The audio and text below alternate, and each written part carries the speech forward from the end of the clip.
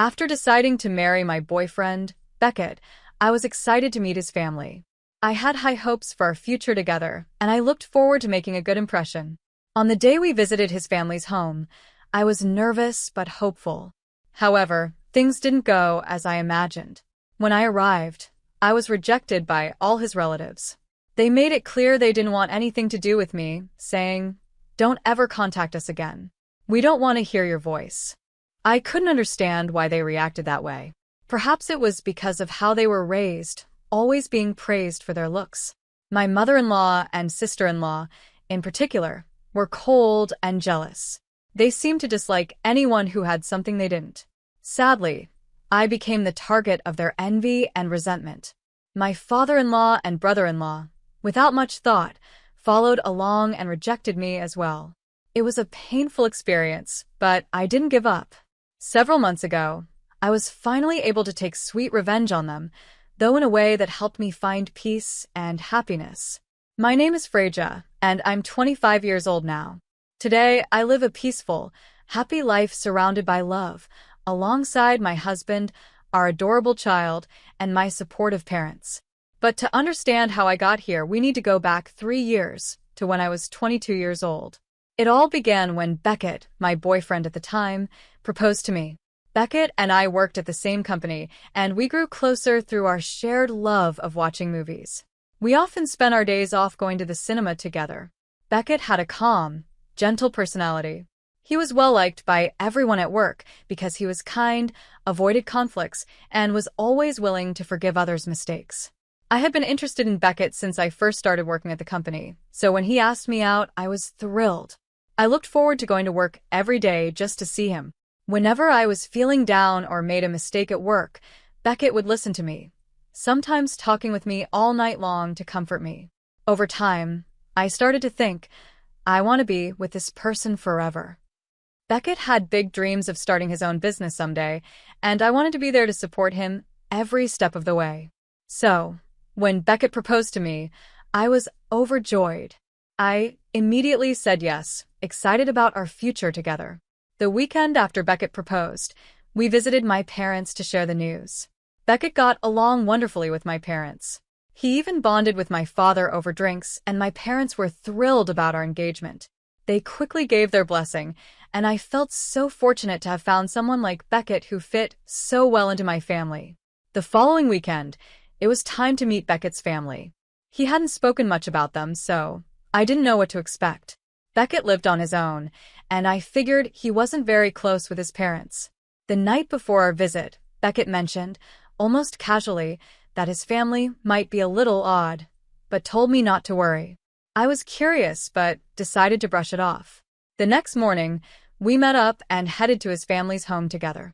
I was nervous the whole way there, and when we arrived, I was surprised to see a massive, mansion-like house with an expansive garden. It was clear Beckett had grown up in a very wealthy family, which made me even more anxious. But Beckett, with his usual calm and reassuring smile, told me, "Don't worry, it's going to be fine." His mother was the first to greet us at the door. She seemed kind at first, inviting me in warmly.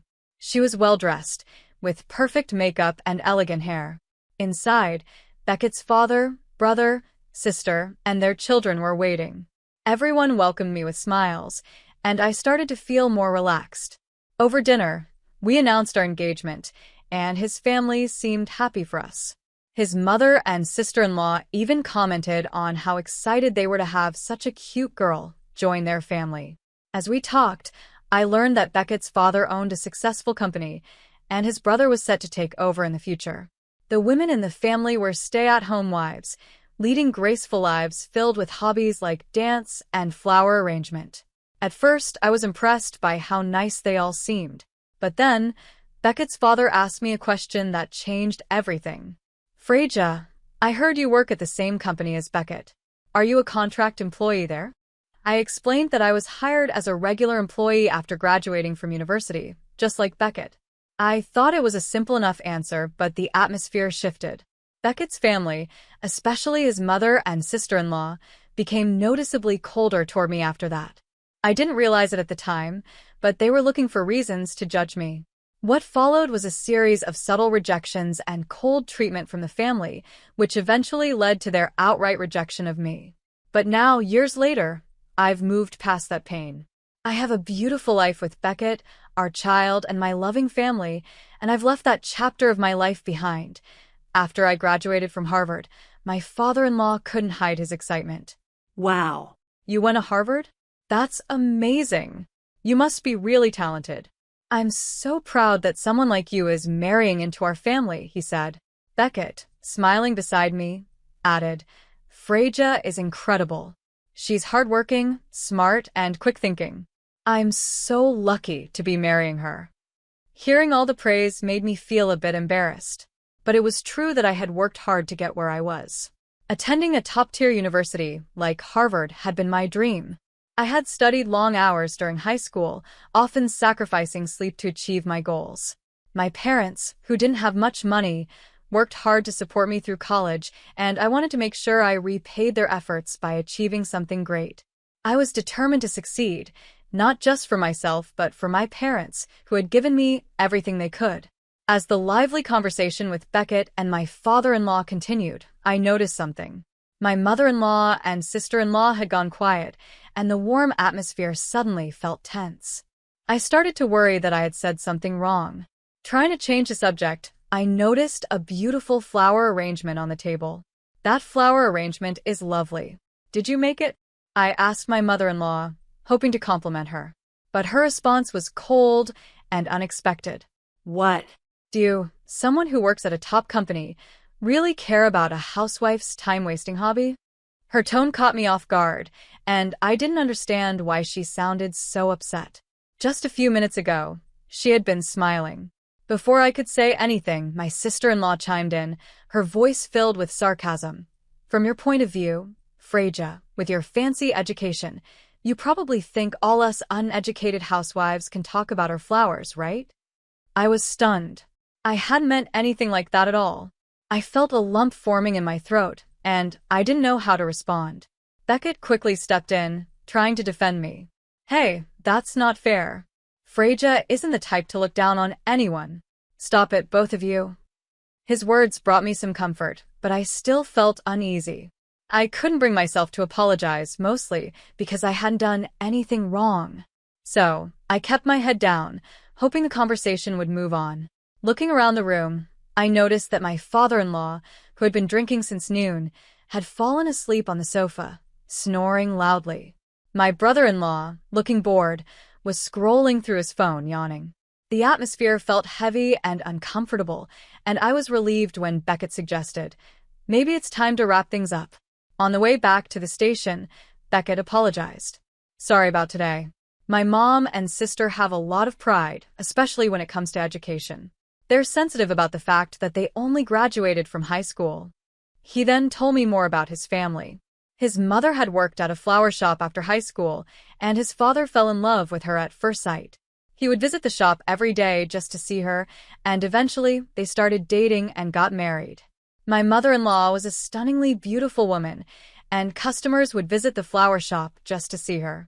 Even now, it seemed like my father-in-law did everything she asked. My sister-in-law had a similar story. She reconnected with her high school classmate, my brother-in-law, at a reunion in their early 20s. He was so taken by her beauty that he pursued her relentlessly until they started dating and eventually got married.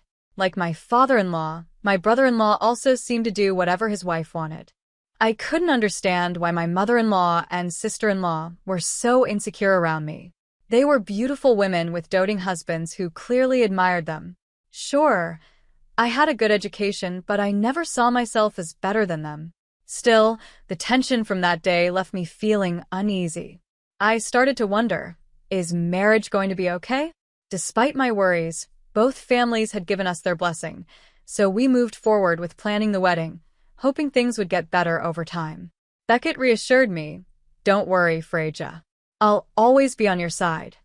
His words helped me stay positive, and we spent the next 6 months preparing for our wedding. Everything seemed to be going smoothly, and I thought we were finally ready for the big day. But just one day before the wedding, everything changed. Beckett's phone rang. It was his mother.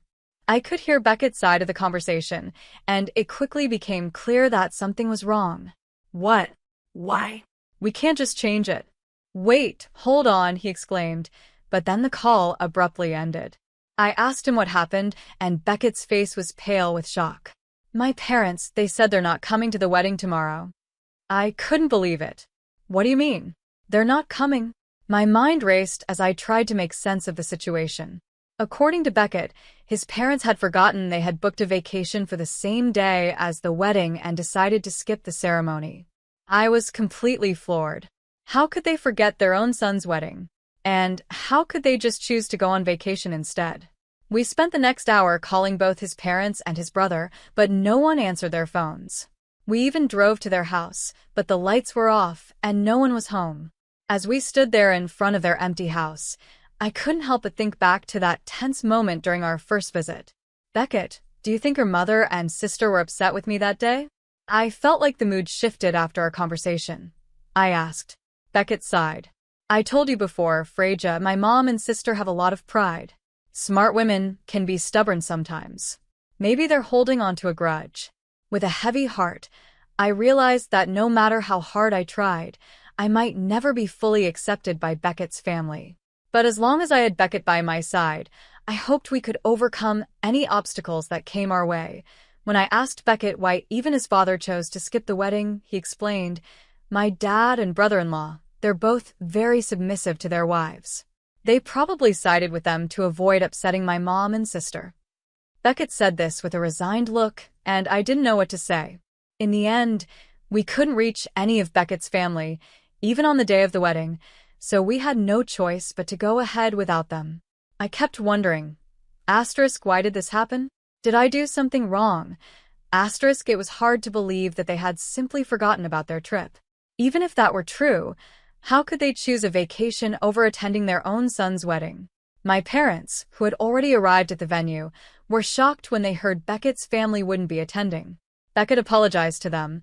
"I'm really sorry for the trouble my parents have caused." My parents, always kind, reassured him. "It's not your fault, Beckett. Don't worry about it. Just enjoy the wedding." But I could see the complicated expressions on their faces, and I felt awful for putting them in such an uncomfortable situation. During the reception, we could hear the whispers of guests. "Why aren't Beckett's parents here?" some of his friends asked. Even our boss, who had kindly agreed to give a toast, asked, "What happened to your parents?" We had no choice but to brush it off, telling everyone that Beckett's parents weren't feeling well. The day that was supposed to be filled with joy turned into a mentally exhausting experience. A few days after the wedding, Beckett and I went to his parents' house to report on the ceremony. His mother greeted us, as if nothing had happened. "Oh, Freja, it's been a while. How was the wedding? Did you have fun?" "I'm sorry I couldn't make it because of the trip," she said casually. "I meant to buy you a souvenir, but I got so busy and forgot." Her lack of remorse stung. I smiled politely and said, "It's okay. I'm glad you enjoyed your trip," though inside, I was filled with sadness. I couldn't understand why I was being treated this way, but I forced a smile to keep the peace with Beckett's family. Beckett, however, was less forgiving. It's unacceptable to cancel the day before a wedding, especially when all the relatives were absent. Is that even normal? "If you didn't want to attend, you should have said so from the beginning," he said, clearly frustrated. Then, out of nowhere, Beckett's sister-in-law spoke up. "I would have attended if Freja wasn't the bride," she said coldly. "What?" I was stunned. My head started spinning, trying to make sense of her words. Then, as if to back her up, my mother-in-law added, "Don't just blame us. I wanted to see my cute son's once-in-a-lifetime moment, but Freja ruined it. I'm a victim too, and I'd like an apology." I was too shocked to respond, but Beckett stepped in. "What are you talking about? Freja didn't do anything wrong," he said, defending me. That's when Beckett's father, who had been silent the whole time, finally spoke up. "Enough. How dare you come here in the middle of our day off and complain? Is that all you came for? Get out," he yelled at us, his voice filled with anger. We were kicked out of the house, and as I was putting on my shoes at the entrance, I felt a sharp pain in my foot. Ouch! I lifted my foot and saw a caterpillar crawling inside my shoe. Horrified, I ran outside with one shoe on, shaking the caterpillar off. As I did, I heard my mother-in-law and sister-in-law snickering behind me. "Are you okay?" they asked, but their smirks gave away their malice. Desperate to leave, I apologized, sorry for the trouble, and turned to go. But just as I was about to step out the door, my mother-in-law stopped me. "Freja, please don't get involved with us except for weddings and funerals," she said coldly before slamming the door in my face. I stood there, completely bewildered. What had I done wrong? All I ever wanted was to get along with Beckett's family. On the way home, Beckett kept apologizing. "You don't have to force yourself to interact with my family anymore." "I'm really sorry," he said, sounding defeated. The next day, I woke up with intense itching all over my body. I jumped out of bed and rushed to the mirror, only to see that my entire body had swollen up, bright red and covered in hives. The itching was unbearable. I called in sick to work and went straight to the dermatologist. It turned out the caterpillar that had been in my shoe was the culprit. Its stings had caused an allergic reaction, and I spent the next 2 weeks unable to sleep properly because of the intense itching. As I lay there, suffering through the itching, I couldn't help but remember seeing my brother-in-law near my shoes when we first arrived at their house. Could he have done something to set all this in motion? The thought filled me with dread, but I had no proof. It was a painful realization that Beckett's family had gone out of their way to make me feel unwelcome, and I wasn't sure why. But one thing was clear. I couldn't continue to force a relationship with people who didn't want me around. When I visited Beckett's house in the past, I would have assumed that the caterpillar in my shoe was just a strange accident. But by that time, my trust in his family had completely crumbled. A month after that incident, Beckett was hospitalized due to persistent stomach pain. He had been complaining about it for a week, and I was so worried that I forced him to take a day off and go to the hospital. After running tests, the doctor suspected it was a gastric ulcer, and they decided to admit him for further examinations. I knew I wasn't supposed to contact Beckett's family unless it was for a wedding or a funeral, but I felt this wasn't something to keep from them. Mustering up my courage, I called his parents. As the phone rang, my hands shook and I felt nauseous. The moment I heard my mother-in-law's voice, my anxiety spiked. "Hello, it's Freja," I began nervously. "I'm sorry I haven't been in touch, but Beckett has been hospitalized. The doctors think it might be a gastric ulcer, so I thought I should let you know." Her response was cold and dismissive. "A gastric ulcer, huh? Isn't that because you're overworking him? Please don't call me for such trivial matters. I'm busy." I was stunned. Trivial matter? I couldn't believe she didn't care about her own son's health. "Don't you care about Beckett at all?" I asked, my voice shaking. "I don't want to hear your voice," she snapped. "I'll make this clear. I don't want anything to do with you. I'll call Beckett directly if I'm worried about him." Suddenly, my brother-in-law took over the call. "You're too persistent. Learn to read the room. I don't know if Beckett's in the hospital or not, but it's annoying for you to keep contacting us," he said, hanging up abruptly. As the line went dead, I felt something inside me snap. I couldn't believe how heartless they were, rejecting me once again, even though their son was in the hospital. My mother-in-law had clearly told me not to contact them, even in a situation like this. I was done. If they didn't want me to be part of their lives, I would never reach out to them again, no matter what happened. Thankfully, Beckett's condition wasn't serious. After a few days of treatment, the doctors confirmed it was a mild gastric ulcer, and he quickly recovered with medication. I explained everything to Beckett, and with a resolute expression, he said, "Let's stop involving my family in our lives. The only person that matters to me now is you, Freja. If they can't accept you, then they're not my family anymore, even if we're related by blood." A year later, Beckett fulfilled his longtime dream of starting his own software sales business. He had been working hard toward this goal since before we got married, and I was so proud of him. It was still early days, but watching him achieve even a small part of his dream made me incredibly happy. Our happiness grew when, a year after Beckett launched his business, we welcomed a healthy baby boy into the world. My parents were thrilled to become grandparents. Despite the 2-hour journey between our homes, they visited us frequently, and each day was filled with joy.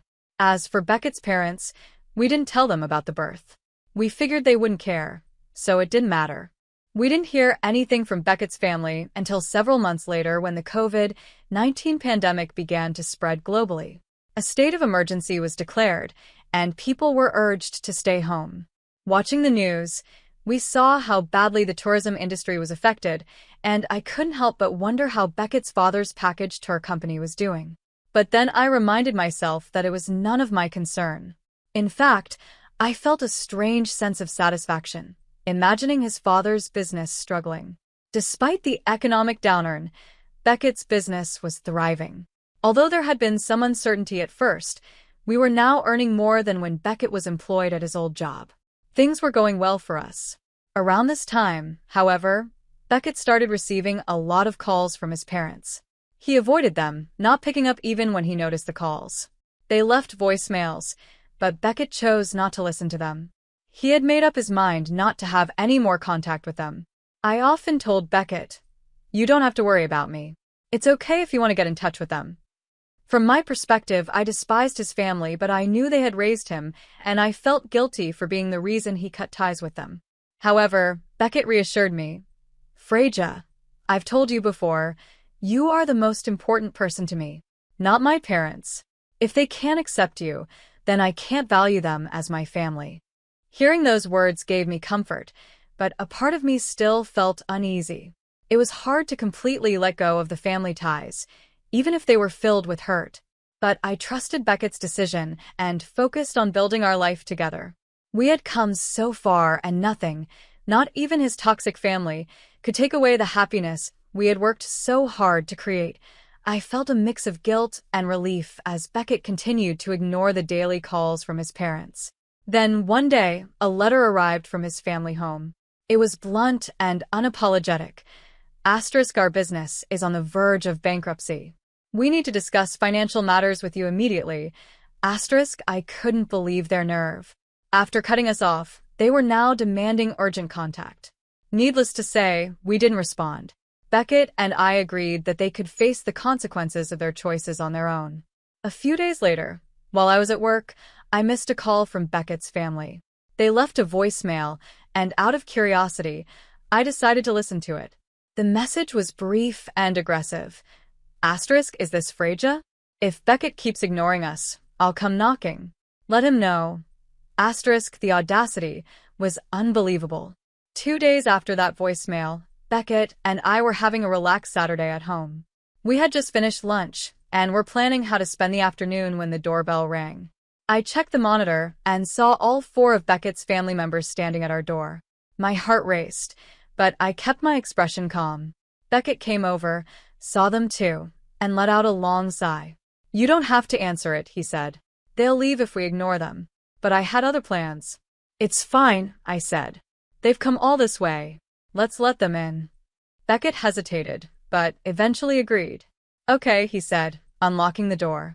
Of course, my initial shock was just for show. I had expected this visit sooner or later, especially after the voicemail. I had a reason for letting them in. I was ready for a full confrontation. As soon as the door opened, Beckett's family barged in without any courtesy. Beckett's mother sneered. "How long does it take to open a door?" Unbelievable. They strutted into the house like they owned it. Beckett's mother immediately spotted our son playing on the floor and, with a confused look, asked, "Whose child is this?" "He's our son," I replied calmly. "But you said not to contact you anymore, so I didn't bother to let you know. I figured you wouldn't care." Her face twisted with contempt as she muttered, "So cheeky." I was secretly enjoying this, knowing I had the upper hand. I turned to Beckett's father and asked, "So, what brings you here today? You should have let us know if you were planning a visit." His father snapped, "Didn't you read the letter? We said it was urgent." "Oh, you mean the letter that arrived 2 days ago?" I asked. "Yes, I read it, but I didn't think it was necessary to respond since you made it clear you wanted nothing to do with us anymore." The tension in the room was palpable. Beckett remained quiet, letting me handle things. He knew exactly how to read the room, and I appreciated his support. His father, however, suddenly changed his tone, pleading, "Look, I'm sorry for the past. But because of COVID, Our business is collapsing. We've had mass cancellations, no new bookings, and if this continues, we're going under. Can't you help us out with some money?" I didn't even blink. "I see. That's unfortunate. But no, I can't help. I'm not interested in supporting someone who wanted nothing to do with me. However, if you show me genuine sincerity, I might reconsider." His father's face turned red with anger. "What the hell?" he yelled, slamming his hand on the table. "I'm begging here, and you have the nerve to be smug about it." He tried to intimidate me, but I wasn't scared. I stayed calm and said, "I didn't say you had to beg. You're free to leave whenever you want." Seeing that his threats weren't working, his father's tone shifted once more. "Please, I'm sorry. Help us out." When I still didn't respond, he barked at the rest of the family, telling them to apologize. Reluctantly, all four of them started begging for help. But I remained firm. "No, thank you," I said with a smile. Suddenly, my father-in-law's anger boiled over. He slammed his fist on the table again and lunged at me, grabbing me by the collar. "You think you can act high and mighty while I'm humbling myself?" he shouted, his face inches from mine. I was about to tell him to let go when Beckett finally stepped in. "Hey, Dad, don't touch Freja," he said firmly. His father looked shocked. "You're taking her side? Over your own parents, who are begging for help?" Beckett's voice was calm, but resolute. "Yes, I am. You brought this on yourselves. You can't treat my wife like garbage and then expect me to bail you out. Freja is my family now, and I won't stand for anyone laying a hand on her." Beckett's words seemed to hang in the air, heavy and final. His father let go of my collar, and for the first time, his expression showed defeat. The rest of the family stood silently, their earlier arrogance gone. I realized then that this was the turning point. They had lost all power over us, and Beckett had made his choice. Our life, our family, came first. The four of them shuffled toward the door, without another word. As they left, Beckett put his arm around me, and we watched in silence as they walked away. We both knew they wouldn't be coming back. Beckett replied firmly, "The most important person to me right now is Freja. I can't care about anyone who treats her poorly, even if they're my parents. And I don't need any superficial apologies just for money. If you can't apologize to Freja sincerely, then just leave." That seemed to push my father-in-law over the edge.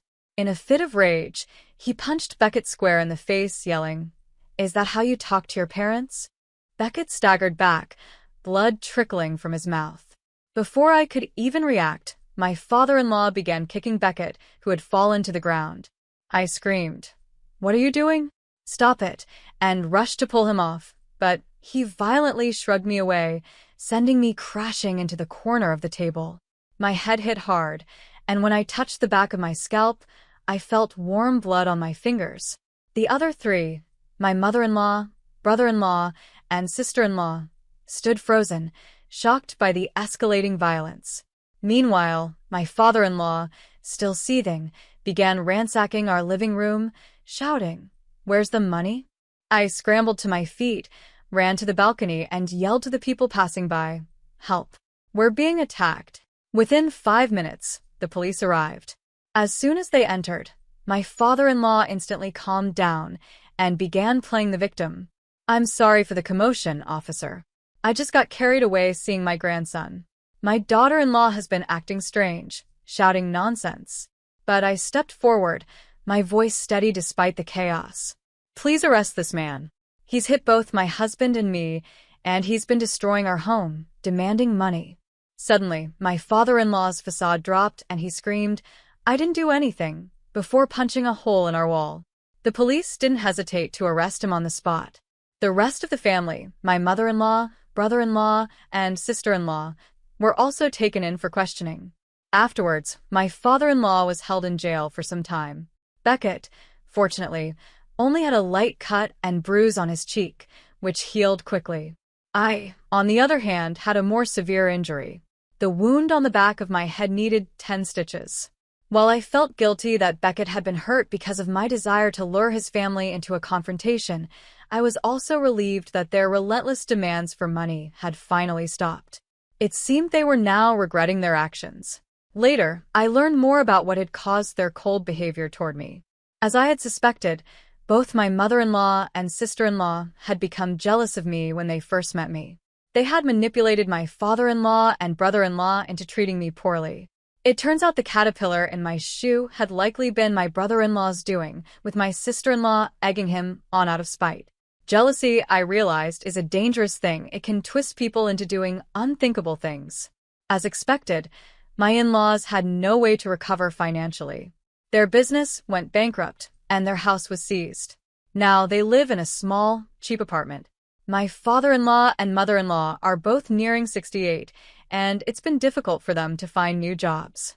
My brother-in-law, who used to spend his days at the casino, never took his work seriously, and now, at nearly 48 with no real skills, he's struggling to make ends meet, working part-time at a convenience store. As for my sister-in-law, who had always been a stay-at-home wife, she's also finding it hard to hold down a job. Her selfish personality leads her to complain about every job she takes, and as a result, she can't keep a part-time position for long. Now, she's cooped up at home, seemingly unable to move forward.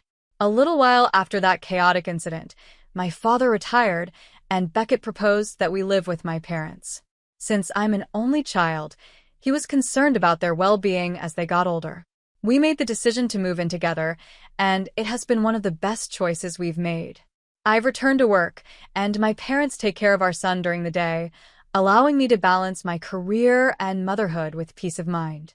Beckett, my loving husband, my supportive parents, and our precious son are everything to me. Life with them is full of happiness, and every day, I remind myself never to take this joy for granted. Through all the trials and challenges we've faced, I've learned to truly appreciate the love and warmth I have now. This is the life I've always wanted, and I'm endlessly grateful for it.